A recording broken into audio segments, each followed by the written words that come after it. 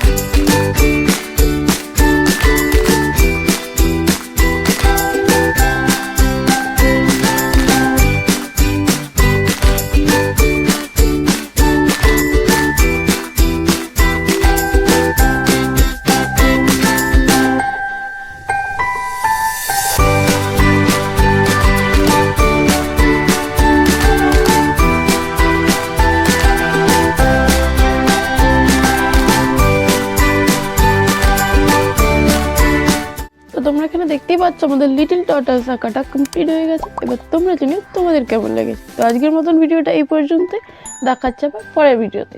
তারা